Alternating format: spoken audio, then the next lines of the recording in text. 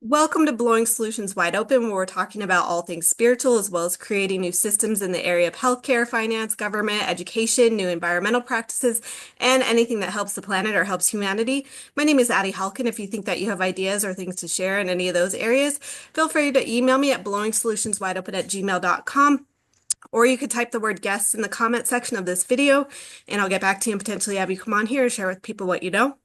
Also, please like, share, comment, and subscribe if you want to see more content or you have an interest in getting alternative information out to more people.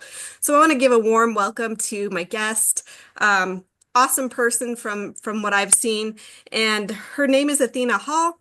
She's an MD and she's the founder of the ZNA Health Network. Thank you so much for joining me, and I'm going to let you take it from here and tell people what you do, how you're shaking things up, and who you are. Of Awesome. Thank you, Addie. course. Yeah, so I'm Athena. I'm a pediatrician out of Seattle, Washington. I work in hospitals and urgent care. And I went into medicine because of a passion for global health. So I did a fellowship after residency where I spent a year in Rwanda and a year in the Four Corners on a Navajo reservation. And during that time, I really saw a lot of the issues in our healthcare system with how hierarchical it is, how we disempower patients and our communities and push a one-size-fits-all healthcare model on them without really asking them what they want or what they need. And I saw how we were a disease model, really putting out fires rather than preventing them in the first place. We don't do a lot of investment in keeping people healthy. And yeah, just the disconnection between the institution and the community itself. And when I came back to the US, realized that that's happening here as well. And we're not really listening to our communities and asking them what services they want. And there's that hierarchy that doesn't allow patients to feel empowered to advocate for what they need. And so I felt really isolated within the system and unable to make changes on my own. So I created ZNA Health Network to bring together healthcare workers and community members so that we can learn how to create relationships with our communities and with our patients. And we can learn about what's already working out in the world, what healthcare models we can learn from that are really impacting the health of their communities. And we can use all of that learning to create projects that are geared towards listening to our communities and addressing their needs and improving their health from a foundational level. So I'm really wanting to shift our healthcare system um, t- to center around people instead of around profits and the industry itself. You and me both, sister. Yeah. Um, are you still in the medical industry right now? Are you doing both? Or are you just transitioned over to Xena, you said is the name? Yeah, I am still working within the system. I have student loans that have tracked me.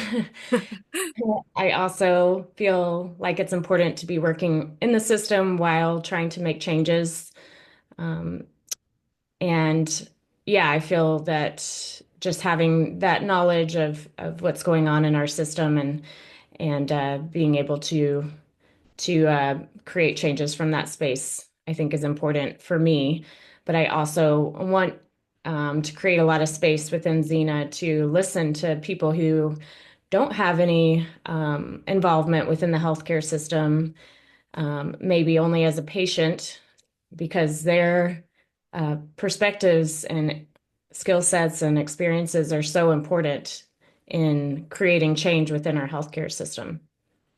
You bring up a really actually very good point. I tend to be kind of stubborn and I want multiple systems on this planet right now to collapse because they're built on such like horrible foundations. The people running them or I don't feel are going to change. But I have to be honest, right before I found you online, I had a thought. I didn't like it, but I had a thought that the one of the, the five systems I mentioned in the beginning of this video that I have to admit may not be best to completely collapse is the healthcare system, because of the fact that there are a few things that it actually does well, and we really do need, whether I like to admit it or not. And so for someone like you to be actually in it, kind of changing it from the inside out, I think is actually a really good thing. So I love what you're doing. I love how much you're expressing you want to listen to patients. It can't be easy being in a system like that, trying to do the right thing because I feel like you probably are constantly fighting against the current of it. But can you explain a little bit more about, how how your whole foundation works, like how people get involved and where you go from there? Yeah, sure. So it's on Mighty Networks, Oh and yeah. Yeah. there's a free community where you can join and see what we're talking about. You can hop in on our meetings that are monthly, and we're going to be inviting guest speakers and have workshops and trainings. So we did just launch in January. Right Okay. now, we're just kind of building the groundwork. And I would love for people to come in and give some feedback on what they'd like to see within the platform also. But yeah, we it is a free space, and I would love to have people join and express what they're passionate about, what their experiences are, and yeah, what they would like to hear about within the network. Good for you. You just launched. I'm all about now is the time. So good. Good, good. Yes, I will very definitely put your exciting. information in the description of this video. Um, I went on your website. I looked up a little bit about, what you had to say. Forgive me, I have to read. I don't always remember, but you talked about being painfully shy as a child and even being a selective mute where you only, spoke to your best friend and I think you said your sister. Um, how did pulling out of that shape you to where you're at now? I'm curious. Yeah, yeah. So it was about 6 years ago. I made a shift in my life where I decided I was really tired of feeling so trapped. Yeah. I felt I had straightened my hair. I was very quiet. I was doing everything that I was supposed to do, following the path of being a doctor and studying and working really hard. And then I realized there's so much more to me, and I have these really big dreams, and I want to go after them. I want to stop living small. Yeah. And so I started making shifts in my life and working towards this dream that I have. I was doing more global health work and exploring more of my ideas around systems change. And then I launched or started working on Xena a couple years ago. And now I'm working on becoming a public speaker. And so I'll be on stage speaking in front of big audiences, which was always the biggest fear that I ever had.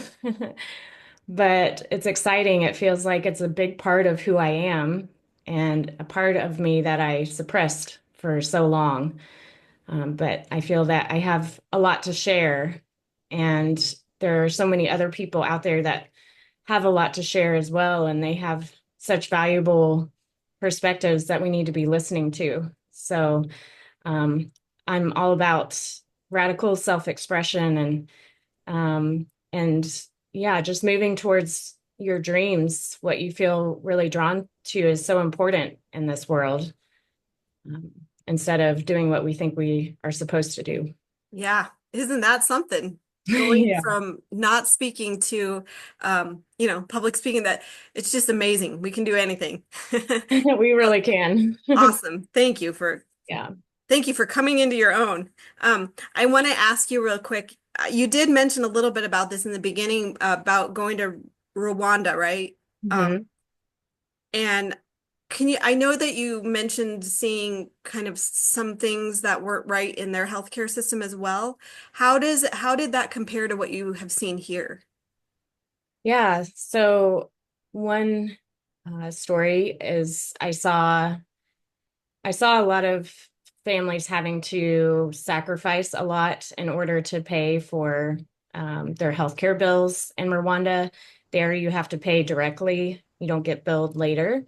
And so I saw a mom who had to sell her family's animals, sell a big chunk of their land, and then she had to stop feeding some of her children in order to pay her son's medical bills so that he could survive the pneumonia that he had. And that made me feel so uncomfortable. It felt so awful. And when I came back to the States, I realized people are doing similar sacrifices here, where two-thirds of bankruptcy cases are due to medical debt in the US. And people are having to make huge sacrifices in order to get the care that they need. And a lot of time, the care is impersonal Yep. and so convoluted and hard to navigate, and can just add on stressor after stressor onto that person's life. And so I think we can do so much better than that. Yeah. No question about that. Yeah. Um, you spoke on your website, you spoke about being deeply committed to fostering a community-centered, humanized, and accessible healthcare system that prioritizes mental health and equity. I actually had never heard the word equity before I looked it up. I probably am saying that wrong, but Equity. will you explain a little bit about that, like what you mean by that? Yeah, so I think when we listen to our communities and center our healthcare system on what they need, Yeah. then a lot of the problems of health disparities that we currently have will will not be there anymore because we're listening to their needs and addressing those needs. So there's a healthcare system in Alaska called the NUCA system of care. The Alaska Natives took on their own healthcare system 25 years ago after having the IHS, the Indian Health Services, that was government owned and very slow, and they had really high rates of chronic disease as well as mental health issues and substance abuse. And they took over their own healthcare system and developed the NUCA system of care, where patients are considered part owners in the healthcare system. And they have a huge say in what services are provided and what their healthcare system looks like. And so many of the health disparities disappeared, and or at least were reduced significantly. And so they have a huge drop in their ER visits. They have a drop in their chronic disease, mental illness. Yeah, so many people came off of medications that they had been on for a long time.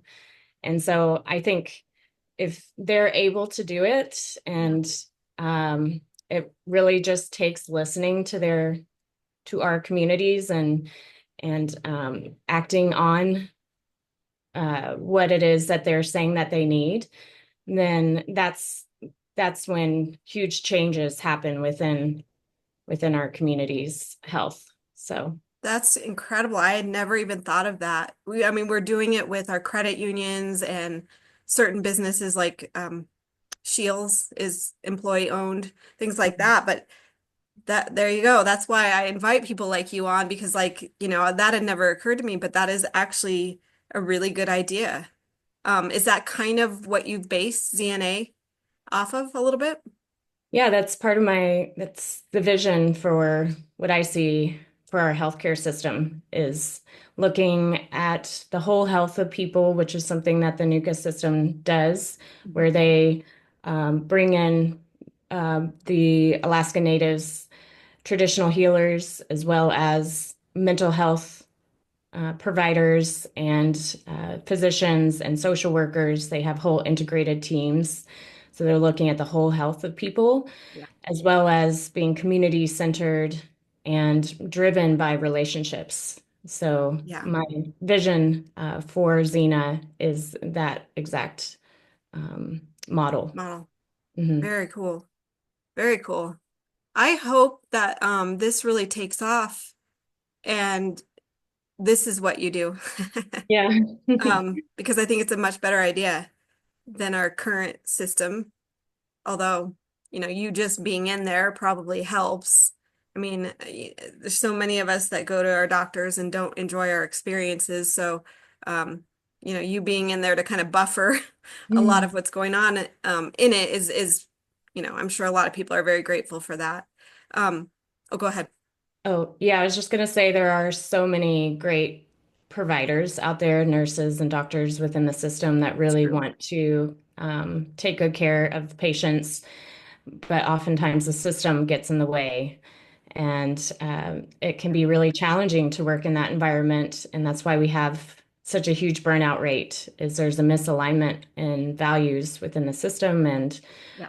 it's why people came into the system to begin with. And so I think we just need a bridge over to something different to bring people into that. So, That's a really good point. You're right. There are a lot of good doctors, nurses, CNAs, and things like that. mhm, Um, it's really more those running it, controlling it that are um, what is not working for people. Sounds like actually what you're doing is kind of what I'm trying to do with this channel, and that is get us talking because there's no one person that has all the answers. So it takes kind of everybody to shift this stuff right now. Um, really. what else? What else do you want to say about your community or yourself or Yeah. Yeah. So in Xena, we'll be learning about these programs like health models like the NUCA system of care. There's others like City Block Health in Chicago, and there's so many different successful models that are local Mhm. that we can learn from, and we can implement them in our own communities if it's something that our community would like to have, and we can scale them out. And so um, I think it's just so important to be looking at what's already working instead of coming, from scratch, hitting our heads against the wall, like, how can we make this better? So many people get really caught up in the how part and in designing something completely new, but we can learn from each other and learn about Yeah, what is already working right. and start from that place. Yeah, absolutely. So the agencies that you just spoke of or the whatever they are foundations are they doing something similar to the one you just mentioned in Alaska? City Block Health looks, they help connect people with the resources that they need, people that are more in minority groups and that have trouble accessing care. So they connect people with those resources and address mental health needs and social determinants of health. And so, yeah, there's that group. There's a lot of other ones, but I think when we are addressing the root causes of health issues, that's when we really make big shifts in the health of our communities. So looking mental health, I feel is so important. It drives our decisions on how much we exercise, what we eat, how healthy our relationships are, and you know these all these decisions are so important. And if you live in chronic stress because of poor mental health, that significantly impacts your health. And our current healthcare system does not have a great mental health model, and Nope. over prescribes medications which have a lot of side effects, and so um, looking at some of these programs that address mental health needs and they do it in an innovative way and outside of the box of what we currently do is Yeah, so important in reinventing our healthcare system. right. So can anyone come on? Like I have ideas. Yeah. Can anyone just come on and say what they want to say and ask what they want to ask in your community? Absolutely. Yes. So when you go to the website, znahealthnetwork.com, Hmm. there's a button that says join the movement. and that will take you to the Mighty Networks where you can join and introduce yourself and tell us what you're all about, what you're passionate about, and share your ideas and thoughts. And we're all happy to listen. So, Okay, cool. yeah. How many like healthcare professionals are currently operating on there? About. Yeah, we have around 20 to 30 Oh, wow. people right now. That's good. So yeah, we're going to be expanding more Mhm. over the next few months. Just been laying some groundwork right now. So So it's kind of like it probably covers a lot of different areas then if you have that many.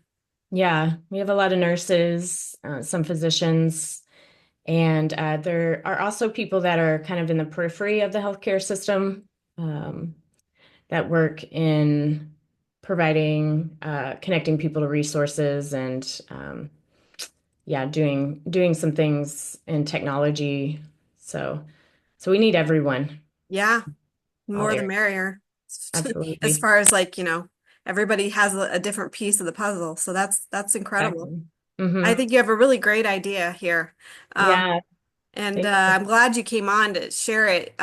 Anything else, any stories that you've experienced since you've been um, on your network, or maybe stories you have from before in the actual medical industry? Um, yeah, so let's see. Mm, And if not, no big deal. yeah. Yeah, I think one of um the pilot projects that I really want to do is looking at bringing in more community health workers into different areas, especially in rural areas, so that they can be bridges from health institutions to people, and they can be um, advocating for people and helping them to navigate the system. So that's community health workers are utilized a lot in low resource areas in global health. Okay, I was going to ask what that is. Okay. Yeah, yeah. And so I think there's so much that we can learn from global health um, models, like how we're doing things in these lower resource areas, Right. because there is so much outside of the box thinking.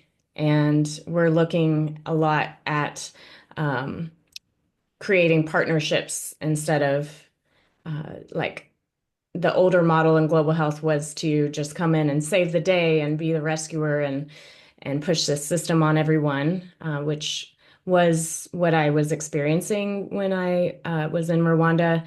But things are shifting a lot now, and there's so much that we can learn from what's being done. So yeah, I think community health workers are really key, or some sort of bridge, like a community health worker, because they are a trusted member of the community. They're not employed by the hospital. Okay. It's somebody who the community really trusts and relies on, and they can be that advocate and that guide for them. Is it kind of like a independent contract, or like do they still get like the education of a normal person in the health industry, or is it like how does that work? Are they Yeah, currently they're typically employed by nonprofit organizations, and there are certification programs, but every state is different on what is required. okay? But a lot of community health workers are really wanting to be grassroots and to not be part of the bigger systems. They Yeah. want to be have more agency to really help people in the community. Okay. Good. That's Yeah. great. I did have a quick question about when you were over in Rwanda, you spoke I'm so used to hearing like other countries doing it better than us around healthcare, but you spoke of things that you didn't care for. Was there anything they were doing better than us that you saw? Um, that's a great question. Let me think. I mean, the community health worker aspect was something. I also saw that on some reservations for Native Americans in the US. There's community health workers there Okay. as well. So that's something that is better. It improves access and trust. Yeah. Um, but yeah, I wouldn't say yeah. One of the things that I felt we were really smashing and destroying was the connection with like traditional healers there. Yeah. We were training the providers to just, culturally training, not like directly training, but culturally training them to shame people for using traditional healers. And Right. we weren't talking with the traditional healers, we were basically shunning them. And so a lot of people wouldn't come into the hospital because they were seeing their traditional healer, and then they would come in when they got very sick. And we didn't really know what had happened leading up to that. We didn't really have any information. And it was just such a missed opportunity where we could have a better connection there to learn from the healer and have some sort of collaboration effort. And yeah, I felt that was really important. One thing that was so interesting in Rwanda is it is a more innovative country in Africa where they are looking at developing their own resources within their country and their own like things to make them sustainable. And so they were having issues with trying to bring blood over to rural areas and the outskirts, and people would die sometimes waiting for blood products. And so they developed a system where they have drones deliver Oh. blood uh, to other areas outside of the capital. Hmm. And so just within, minutes to an hour or so, a drone would drop off blood after a call was made. And so I thought that was really interesting and incredible, something that we can learn from. Yeah, exactly. That's exactly what I was asking is just what can we learn from them? Okay. Yeah. Interesting. Yeah. Yeah, there's ideas all over the place. Yeah, So your platform is definitely about bringing that together. Um, absolutely. yeah, Yeah. thank you for creating it. I'm always looking for these alternatives.